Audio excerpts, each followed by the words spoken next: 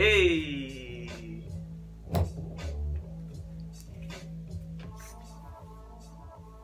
What's up? Fun Friday Comedy. Back together again. Guys, I'm so excited. I have a lot of mixed emotions, honestly. There's a lot of death happening to COVID, and it's hitting closer and closer to home. I don't... A lot of conflicting emotions this week, guys. So I teach phys ed, right? And so I look at their videos. They submit videos to me online. I look at the videos. I grade the videos, then give critiques, feedback, and then the next week happens. I teach health also. Maybe some of y'all didn't know that. Health similarly, right?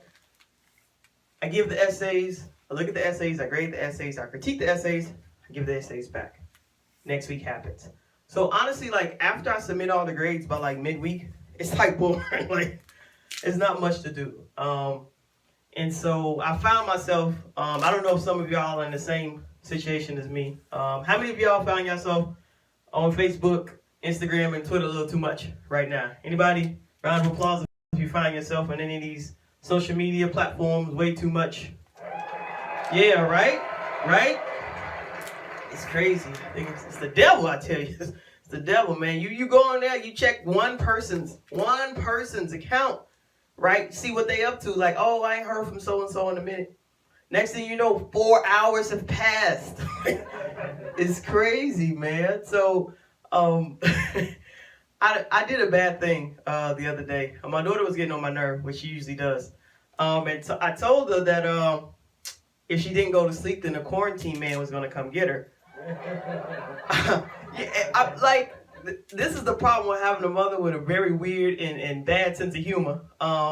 So now she won't go to sleep unless I sit in the room with her, protecting her from quarantine man until she falls asleep. So that's my bad, right? Karma, right?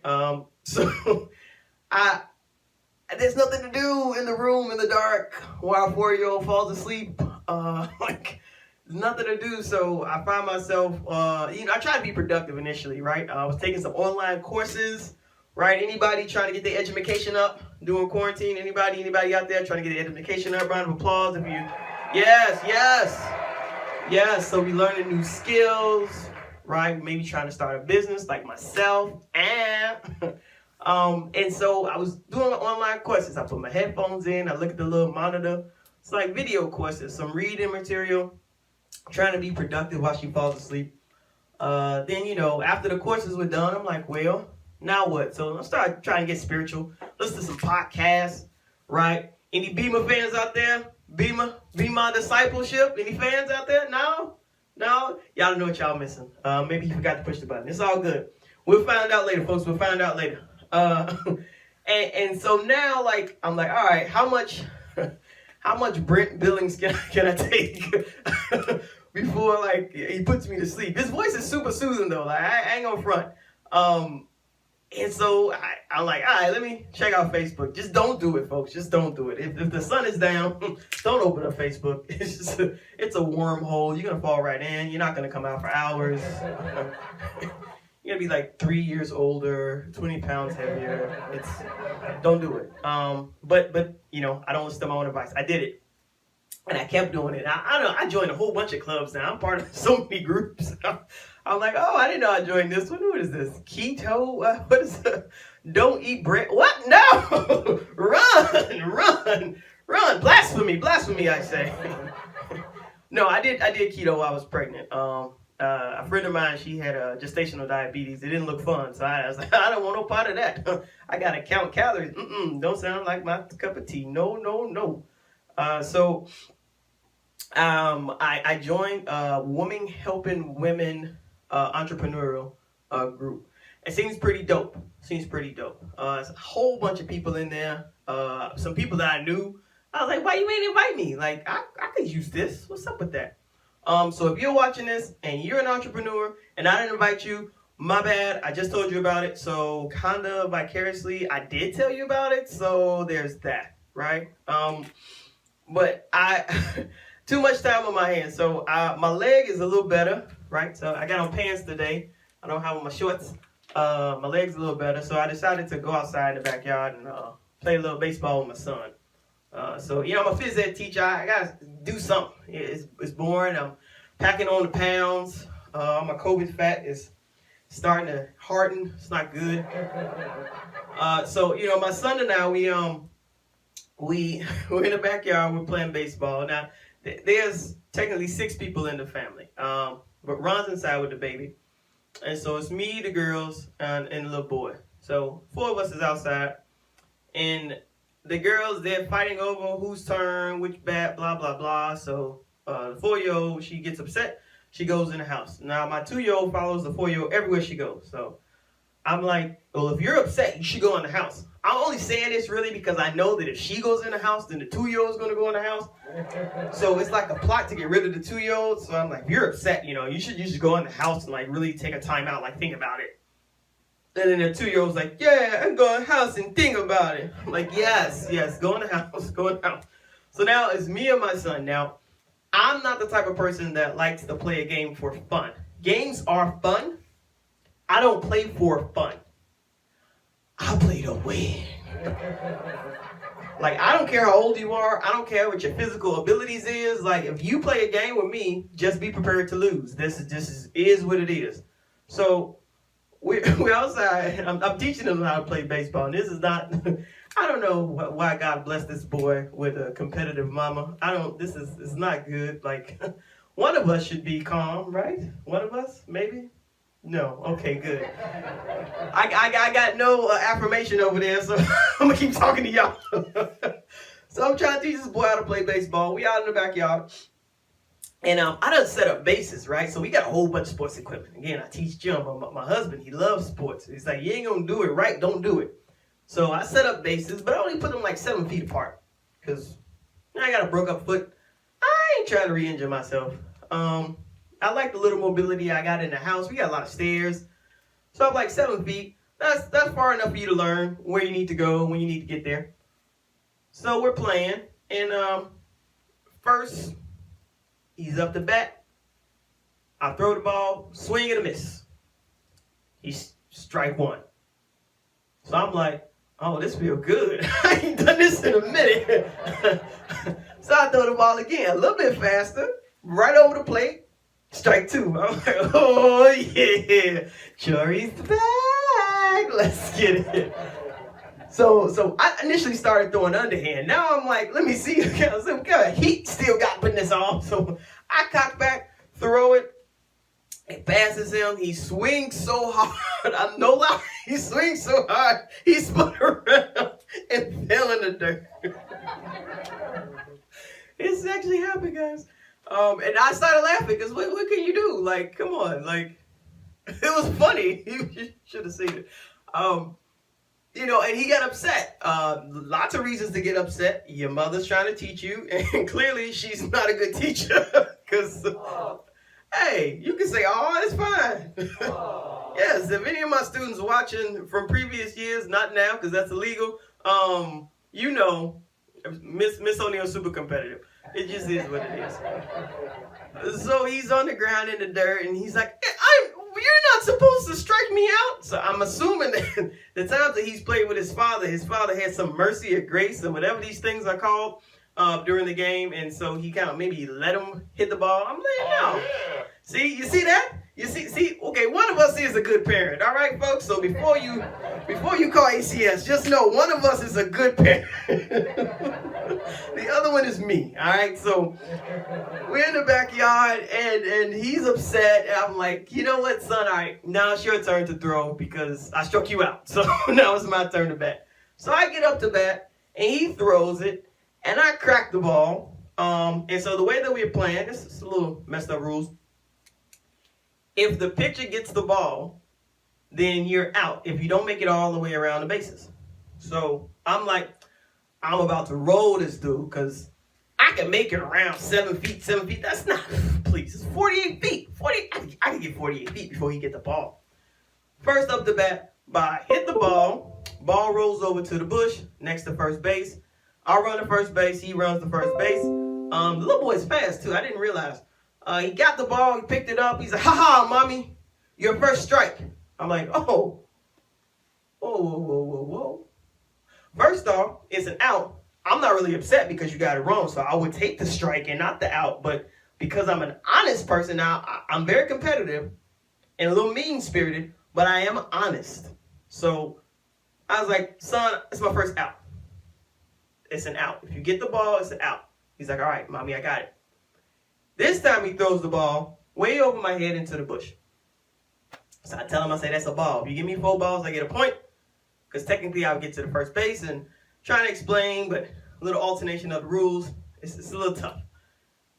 He throws the ball again. I hit the ball.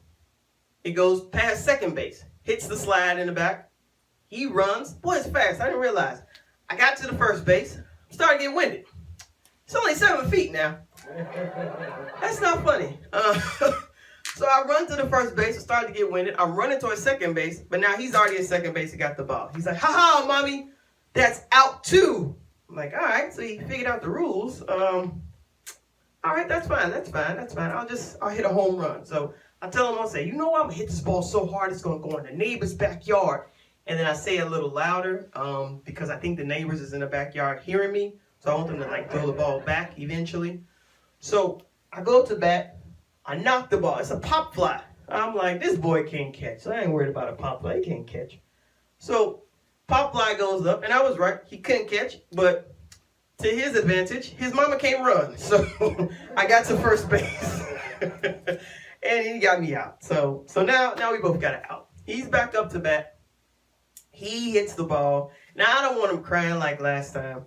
So I was like, all right. So I hobble over to the ball. I pretend that my back hurts and pause to pick it up, and so he gets a point. So now he's feeling great, and I'm like, "Yes, you're a good parent. But this one moment, you're a good parent." Right? So we continue the game, and fast forward, he has 3 points now, and I said, "Okay, the first person to get to 5 is the winner." He goes, and he's pitching to me now. I swing, I hit the ball, it hits the back gate. I'm like, "Yes." So I run around all the bases, and I'm booking it, guys. I feel like I'm being chased by the police, like I'm trying to imagine myself in a situation where I would need to run as fast as I can. Now, honestly, I probably like I'm going in slow motion. I feel myself doing the old lady jog. But I made my first point. See, he got 3, I made my first point. I was like, "Yes, I'm coming back." And then the rest of the game, I don't know what happened, but the boy got to 5 really quickly. He was gloating and bragging, jumping up and down. I was like, "Come on, man. Like, why you gotta be like that?" But I'll be honest with you. Like, if I had won, I would probably done the same thing. Exactly the same thing. So, I want to say that after the game, I realized I'm getting old, guys. Don't let the beauty fool you. I'm getting old. And I know some of y'all out there like, "You ain't getting old. You ain't." When you get my age, well, I don't want to think about getting your age. There's enough depressing stuff happening. I don't want to think about that. For me, this is my show. I'm getting old, and I'm seeing it with me being just set in my ways. Like, I don't know if you've seen any of my previous shows. I had a wireless mic, folks. I'm not a fan of wireless stuff. I'm just not. It could be hereditarily being Charlotte's daughter. I'm not sure. Wireless things, I'm not a fan. This cord is my anchor. It's beautiful. It's lovely. This is not part of my routine. I'm just sharing with you something that I enjoy. I'm trying to be personable. Is that the word? I think, yes, that's the word. I love these cords. They make me feel safe. They make me feel secure. They make me feel like the sound's not going to cut out. Right? I can do so many things. Right? Yes. So many things I can do with the cord. So the cord makes me feel happier, gives me joy amidst all the negativity in the world. So I'm so happy for my cord. I digress. I'm supposed to be telling jokes. My bad. So being old and set in your ways. This is something that I think everybody can relate to a little bit. So say, for instance, someone comes to your house and they go in your medicine cabinet. People do it. Don't think they don't. They go in your bathroom. Just know they go in your medicine cabinet. Everybody has their preferences, right? Like you got certain deodorants that you like to use. Or maybe you one of those new age people and you don't use deodorants. Hey, what you do in your house is your business. We all got toothpaste, right? Toothpaste. How many of y'all like the Tom's toothpaste? Round of applause, y'all like Tom's toothpaste. Who likes Tom's? Yes. Yes, I hate Tom's. Absolutely hate Tom's. I hate it. Not for nothing. I feel like it doesn't do the clean thing. And I don't know if it's because it's natural and it's not supposed to make my mouth feel like it's filled up with peroxide. I'm not sure. But when I brush my teeth, I want to feel like something's burning. Like I want to feel like it's being cleaned. Like the germs and the gook is getting away. I can feel that with Tom's, right? And that's just me being set in my ways. There's certain toilet paper I like to buy. Mainly because it's on sale. I'm a Scott's girl. Any Scott's fans out there? Any Scott's fans? Yes! We made a mistake recently and we bought, what did you buy? Charms? Lucky Charms tissue? What is this? He bought something, I don't know, with bears on it. I was like, what is this? I'm not wiping my butt with bear tissue. Again, guys, listen, I'm feeling happy. I got my cord back, so we just gonna take a ride together. Where we end up, who knows? Look, I'm feeling myself a little bit because this is the first show that I wrote and I didn't use like 75 Post-it notes or like 18 pads of paper. No, for real. Like I told you, I don't like I don't like wireless stuff. I don't. So this is the first routine that I wrote on my phone. But my phone is Apple and it has really bad battery life. Even though it stays on 1% for like 8 years, I'm not really sure what it's about. But I digress. Like, I wrote it on my phone and I haven't said not one joke from my phone because I don't remember it. Like writing, it does something therapeutic to my brain. Like when I write it, I remember it. And so all these jokes are off the cuff, folks. Like this is just me being happy because I got my cord back. And so let me get into, actually, you know what? I hate food commercials.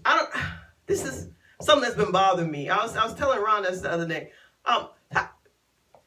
Food commercials upset me for one reason. The main reason they upset me, I'm gonna tell you why. I feel like some people might be wasting the food. Like, how do I know if you're really eating that food? I don't know if you turn a little bit. I'm wearing black today, so I feel a little self-conscious. I don't know if you can see the spit up on my arm. Yes, this is what it's come to, folks. I put my son to bed before I came and to be with you guys, and yeah, he got me. He gets me often, but I don't like food commercials. Mainly, I don't like people eating in front of me if you're not sharing. Like, my husband and I, before we were, I think, married or dating, I don't even know if we were dating. I don't think we were dating yet. We weren't dating yet. But this was the day that I knew I could like him, right? We known each other for mad long. So often people ask, like, how you guys meet? Like, y'all don't seem compatible. Y'all seem like opposites or whatever.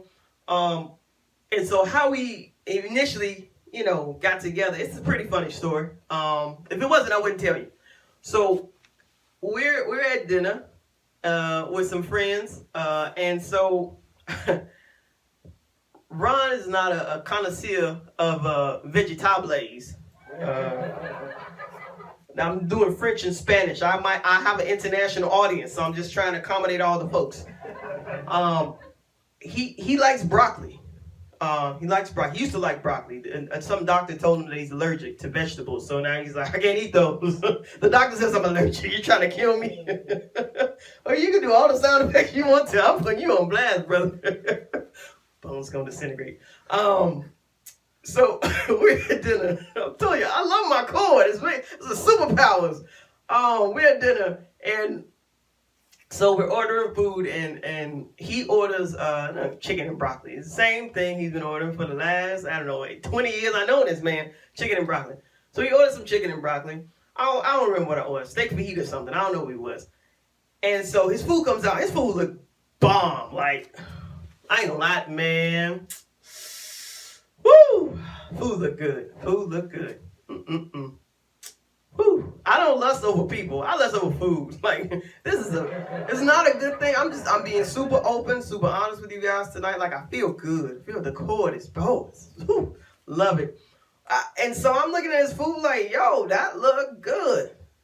And so I'm like, hey, can I get a piece of your broccoli? And he's like, no.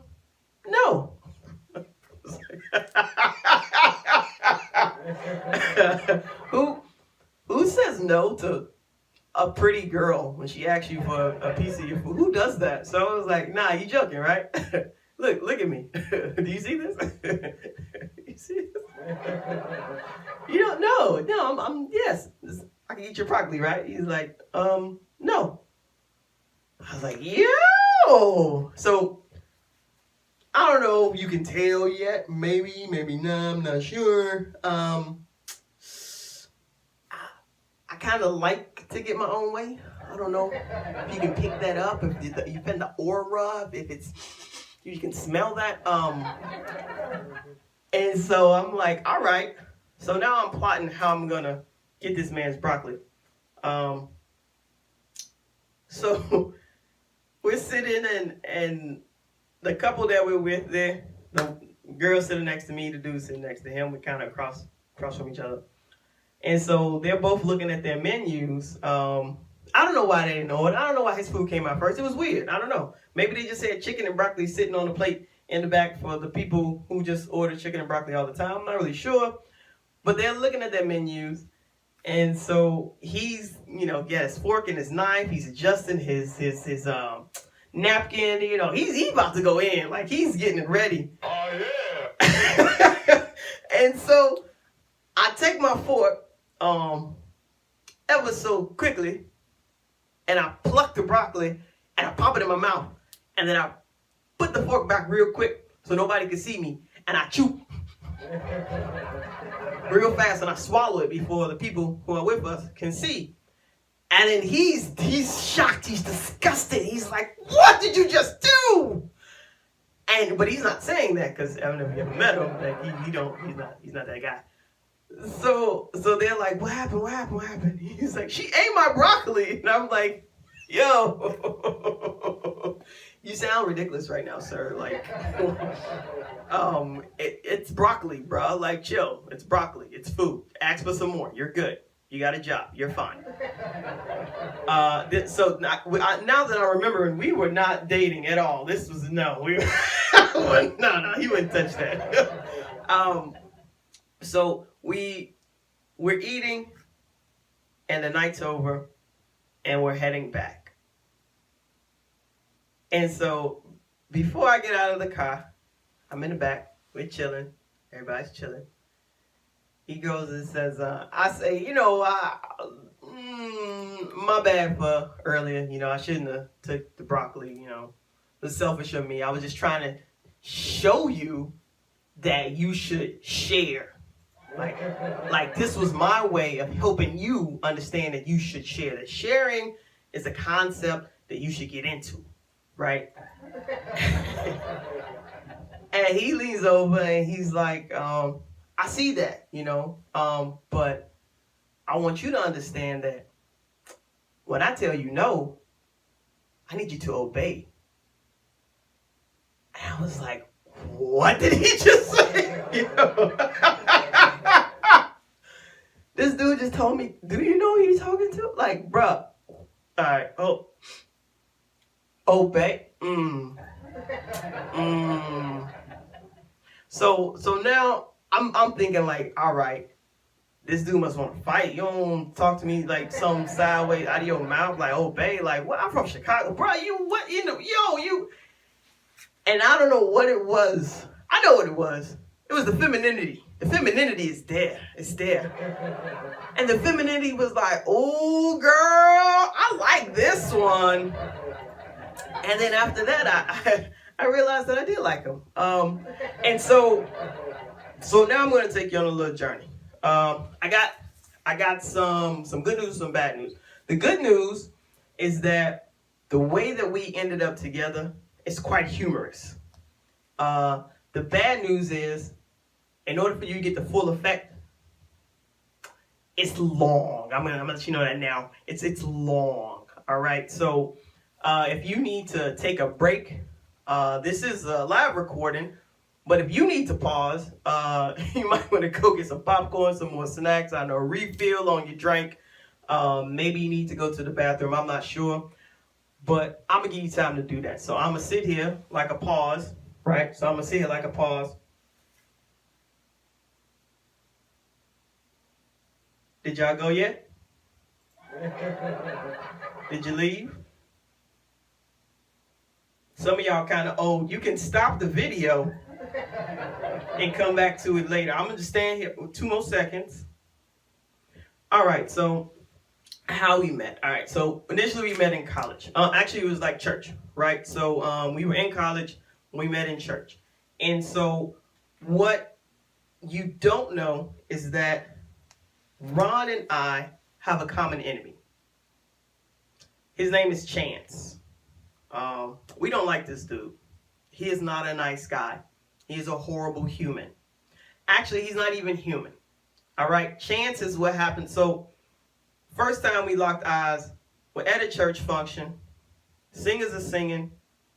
Sound system goes awry. Singer goes too high. Preacher gets a little dry. And each time these things happen, we both make a face.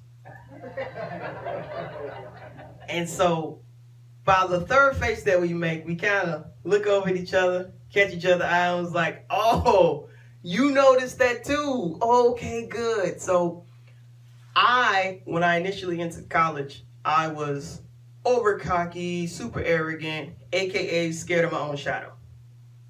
Ron was quiet, super shy, really great listener. But my insecurity, his insecurity made us super observant. And so we were always watching and looking and seeing what was happening around us. And so we would always notice by chance if something went down and it turned out bad, right? So Chance is the dude that shows up when you're on your way to work and you're already running a little late. And then boom, Chance comes up and now you're stuck under the subway tunnel and your boss thinks you're a liar. All right. Chance is what happens when you're on your way to school, going to class, maybe graduate school. You get on the bus gets hit by a car. That's Chance at work again. Okay? Chance is also the person that comes when maybe you're on your way to a meeting, right? It could be a meeting in your living room on Zoom. Who knows? And it just so happens at that time, Cablevision decides to shut off your internet. That's Chance at work again. So what I realized is that Chance's name is actually MTA. It's a little late laugh. We're going to work on that. Chance's name is called MTA. It's a joke. I don't like the Metropolitan Transit Authority. But it was because of Chance that Ron got a car, right? So Ron got a car, and what that developed in me was the keen awareness that I unfortunately, I'm what some call a car booty. This is, I'm not proud. I'm not ashamed. Hey, how's more car booties in the room? Yes, let's get it. Yes, I'm a car booty. Now, I'm from Chicago originally, and Chance's cousin CTA, he lived in Chicago, and he ain't no better.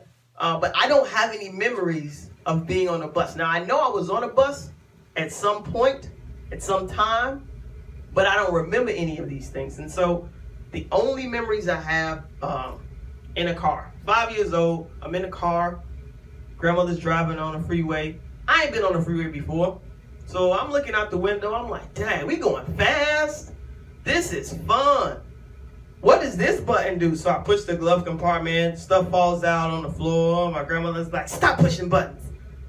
So I'm like, oh, she bugging. Like, you put me in the front seat of a car, I'm going to push everything. What does this button do? I'm turning on the radio, turning up the heat. She's like, you touch one more thing, I'm going to pop you in your head. And she ain't lying. She will pop me in my head. So I was like, all right, bet. Let me try to chill. So I'm looking around, and then I see the button for the car door ain't locked. So I'm like, oh, she didn't lock the door. If I lock the door, she gonna pop me in my head because she told me don't touch anything. But if the door's not locked, we're not safe because then somebody, I don't know who's coming on the freeway to jack us, you know. But I'm like, if the door's not locked, then somebody could get us. So I go, I'm looking, of course, because I'm not trying to get popped with my grandma. She had arthritis, and the arthritis prevents the hand from opening. So when she back smacks you in your head, it's really like a knuckle punch in your skull. So I don't like the knuckle punches. My uncle, he started having little welts on his head because of that. So I'm trying to ease my way over to the car door to lock it. But I don't know which button opens the door and which button locks the door. I'm 5. Why are you having me in the front seat? This is not clear. This is the 80s, folks. I don't know what was going on, but I was not in the car seat. Like a lot of things were wrong with this picture. So I go and I reach over. I reach over to the door, and I think I'm locking the door, and the door flies open, and I'm about to fall out. And my grandmother, without missing a beat, switches hands on the car steering wheel, grabs the door, slams the door, grabs the seatbelt, straps around me 3 times, puts it back in, and knocks me on my hand with a knuckle arthritis back slap.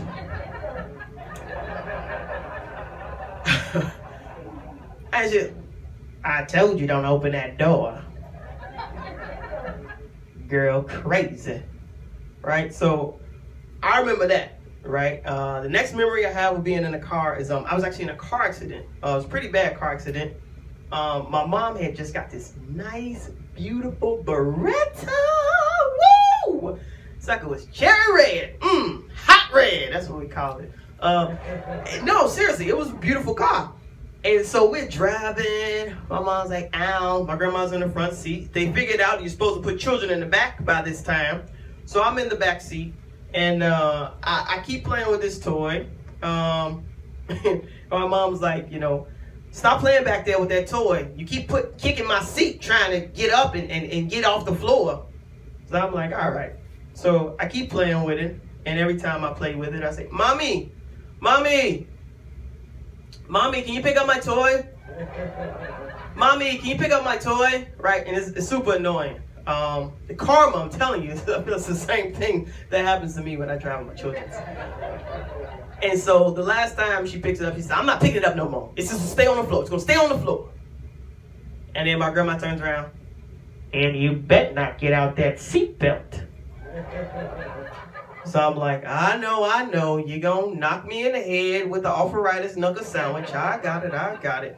So I'm sitting there, and I'm like, playing with the toy, and the toy falls. Car rides are boring. I don't know where we're going. I don't know how long it's going to take to get there. So for me, this is a long time. So I'm like, all right, I got to figure out how to get out my seatbelt without unbuckling my seatbelt. See, you got to find a loophole. She said I couldn't unbuckle it. So I squeezed my little cell phone out. I was little back then. That was the time I was little. I squeezed my little cell phone on the floor. I pick up my toy, and I'm trying to figure out how to get back into the seatbelt because it's a little tougher to get back in without my grandmother seeing me. And so as I'm trying to get back in the seatbelt, this car sideswipes us. Boom! I fly across the back of the seat, knock my head on the other driver, the passenger side door in the back, and I fall down. I see my mother. I look behind me and where I should have been sitting, right?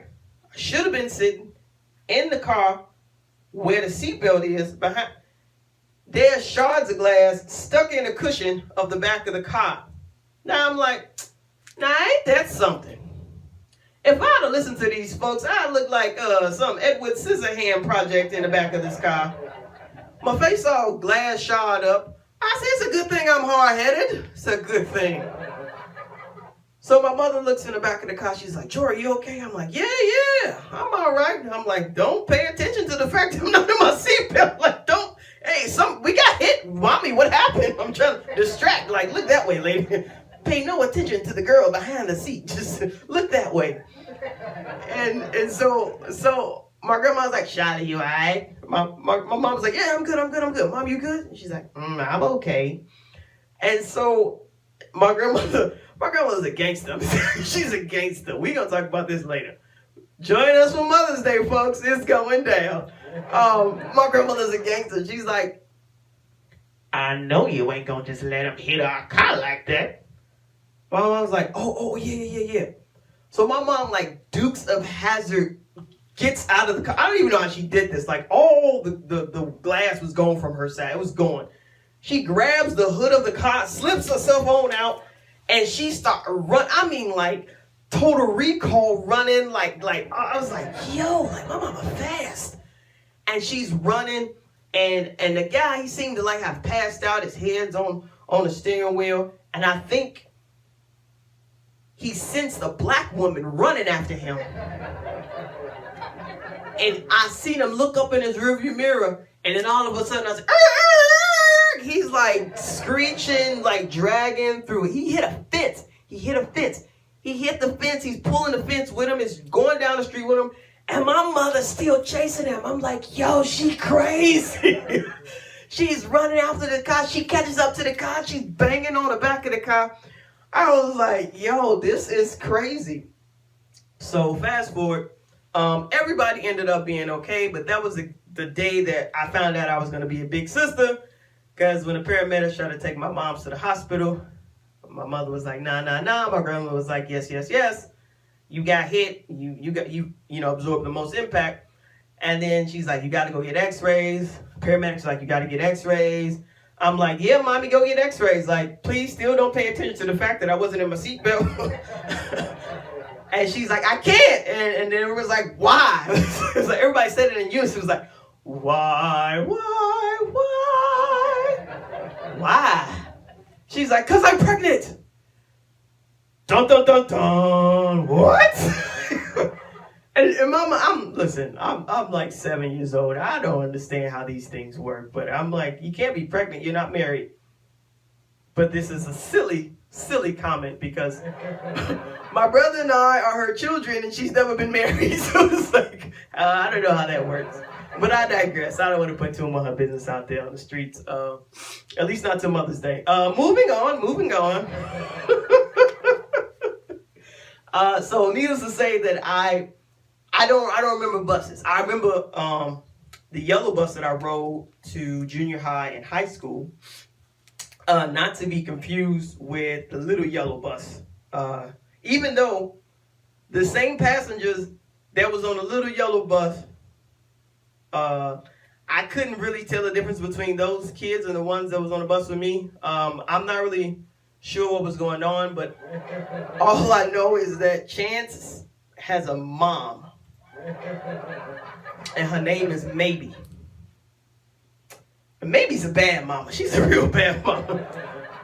Just like, maybe this kid got ADHD. Maybe he shouldn't have now laters for breakfast. We don't know. It's like one of those, which one came first, the chicken or the egg? Did the now laters make him crazy, or was it crazy before the now laters? We don't know.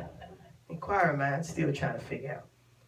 And so there are lots of things that were occurring late 80s, early 90s that, it by chance, right? So by chance, some people got labeled and others didn't. So I did realize that I developed OCD from like childhood trauma. It wasn't until I became an adult and went to therapy and I had to pay somebody money to tell me that I was messed up. I was like, I knew that before I got here. Can I get my check back? What's good? But I developed OCD and I didn't know I had it, right? And so I would self-medicate with reruns of Love Jones and self-piercings to Drew Hill. Now, I know you're probably wondering, so I'll let you know. Someone sleeping in my bed, 9 piercings, okay? So we got that out of the way. Listen, folks, listen. If a kid goes from lively playing in the street with their friends, talking on the phone all crazy hours of the night, to sitting in the dark, watching the same movie over and over again, and listening to the same song, it's not a phase, it's called depression. All right? People, oh, something wrong with that baby. Why is she in that room all day, watching that same movie, listening to that same song? I don't know. Maybe she's going through a phase. That's not a phase. That's a cry for help. Nobody likes Drew Hill that much. I listened to Drew Hill like every day my junior year. Yeah, junior year high school was crazy. But I knew every like inclination of the song, rises and falls. Yeah, it was a wild time, guys. It was a wild time. How did we get here? Back to being a car booty. So that was in Chicago. If you want to know how I went from depressed teenager to the beautiful woman standing before you, all loudly and vivacious, you got to come to the next show. All right. So another shameless plug. Got to come to the next show. So I didn't realize when I got to New York that there were so many people here from all over the world. Right. It's a very, very eclectic city, I must say. And so what I didn't realize also was that there was an OG car booty that had already come here like 35 years prior to my arrival. Yes, Ron's mom is the OG car booty. She's the OG. Yes, listen, this woman is 65 years old, has no license, does not plan on getting a license ever. All of her children have licenses. And the only reason my brother has a license is because my father-in-law went on strike as her chauffeur when he retired.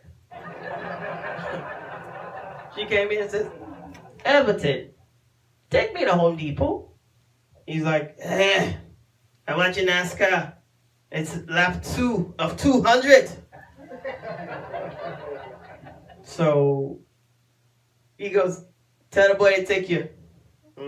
He don't have no license. And there's that, folks. Boy got a license quick, fast, and in a hurry. And not even like, oh, as a young man, you need independence. You need transport to your own job. You need to have some freedom. No, so you can drive your mama wherever she want to go. All right? This is called car booty plotting. It's car booty plotting. It's in the dictionary. Look it up. Car booty plotting. And it didn't stop there. I remember Ron and I, when we were dating, by this time we're dating, and we'd be just out having a good old time. We'd be maybe in Brooklyn, chilling at a house party. Where my Brooklyn peoples at? Where you at? Brooklyn, where you at? You're not here? Okay, very good. Oh, there you go. Yeah, you pushed the wrong button. It was okay. You figured it out. We be in Connecticut. Any Connecticut peoples here? I didn't think so. Oh, there you are. All right. Everybody's here. Y'all got to realize who y'all are, and then where you at, and then you cheer. That's good. You got to figure it out. That's good. We be in Jersey, right? Jersey peoples, where you at? Jersey peoples. See, Jersey, I think y'all have a better educational system because y'all cheered faster than everybody else. So I think y'all understand where y'all from a little better. But it didn't matter where we were. It was like dating Cinderella with an earlier curfew because at 9:50 we always had to be back in front of his house to drop his mother to work. Now, mind you, my father-in-law is sitting on the couch in front of the TV. He's like, Everton, take me to work. I can't. Why? It's lap 99 of 200.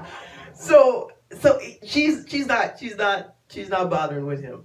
So Ron, the good man that he is, would travel from near and far to make sure his mom gets to work on time and she would never get to work on time because she's supposed to be at work at 10.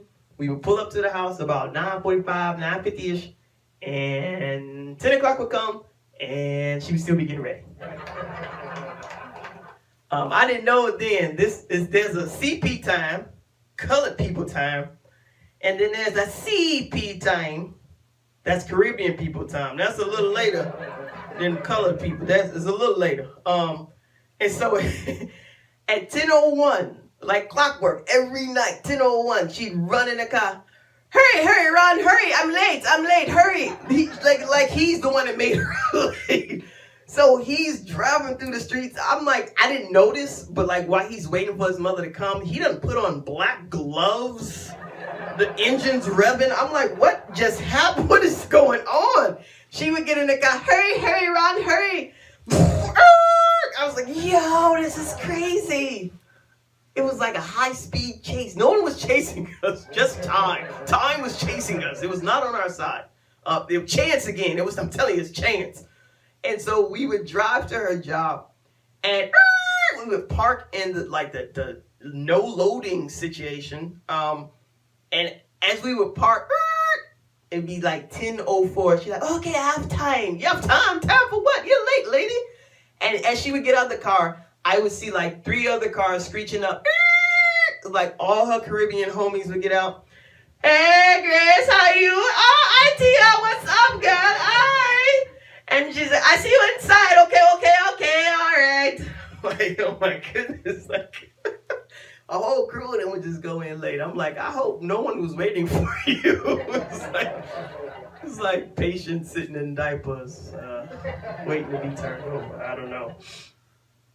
But after a while, I enjoyed the car rides because it was like the highlight of the night. Like we'd be out and I'd be like, hey babe, it's 9:02. Don't we gotta go get your mother? I would get upset when you'd be like, oh no, she's not working tonight. I'm like, oh man, high speed chase not happening today. Oh boy. But so we dated, and we did like everything together, right? We did break dancing together, right? Yeah, break dancing. I can't break dance now. If I dance too hard, I break something. I did some rapping, right? Hippity hoppity, beepity boppity. Acting. Enjoyed it. And he was there. We were together. Mainly because I needed a ride. But car booty, I'm telling you, it exists. And so, fast forward, we got engaged. I didn't realize it. So, now, mind you, our common enemy is chance. We hate chance. Chance, I hate you. If you're watching, I hate you. I hate you, sir. I hate you. But what I didn't know was that Ron was very fond of his parents, Mama Maybe and Papa Possible. I didn't know what I was getting into. So he proposed on Valentine's Day. I think because maybe I'd say yes and maybe I'd say no, but the chances is Valentine's Day, it's possible that I'll agree to marry him because it's Valentine's Day. Like, I honestly feel like that was the motivation behind picking that specific day. That and the fact that maybe he'd remember. Maybe. Right? And so we get engaged. We're going through all these, they go through marital, preparation classes or something. I don't know. It's counseling, marriage counseling, something. And so as we're going through the counseling, like we're learning more and more about each other. And I'm learning more about him. He's learning more about me. And I feel like the more he's learning about me, like his disposition is starting to change. Like I see the wheels turning like, oh yeah? You go to therapy. Oh, okay. All right. That's interesting. Oh, you have issues with abandonment. Oh, okay. That's all right. So yeah. Oh, you a little needy. Oh, I didn't know that. You seem pretty independent and cool. And so I'm like sitting in these classes. I'm like, I don't feel like this is making us closer. I feel like this boy about to jump out the window. Like, no good. So I was like, I don't think Mama Maybe's a good mama. I don't think Papa Possible is a good papa. But I hear when you become married, two become one. So I buy in. I say, well, maybe we wait too long to get married. This dude gonna change his mind.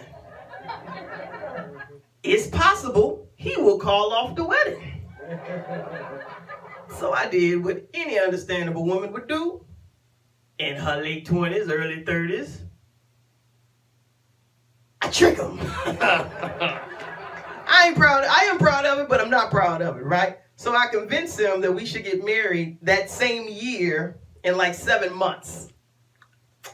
He's like, we ain't got no money. I said, I got money saved. We good. He says, well, how do you know people going to come? I said, whoever needs to be there will be there. He's like, well, how are you going to pick a day? I said, 1119. Let's get married on November 19th. Sounds good. And so, like, everything he had a chance to say no to, I came back with a good possibility. And so, folks, here we are today, 9 years, happily married. Oh, yeah. Oh, yeah, been together. And the message that I want to leave you today, because each time I meet, I want to make sure that I share a message of hope, of bravery, of courage, especially during this trying time.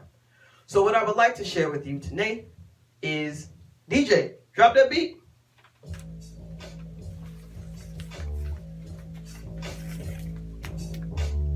I can't trick mine. You can't trick yours. I can't trick mine. You can't trick yours. If he's saying no, then you make him say yes. If they saying no, then you make them say yes. I can't trick mine. You can't trick yours. Sing it. Hey. If he say no, then you make him say yes. If he say no, then you make him say yes. Anything is possible, ladies. I trick mine. You can trick yours too. Hey. Let's go. Trick, trick, trick, trick, trick, trick. Ah!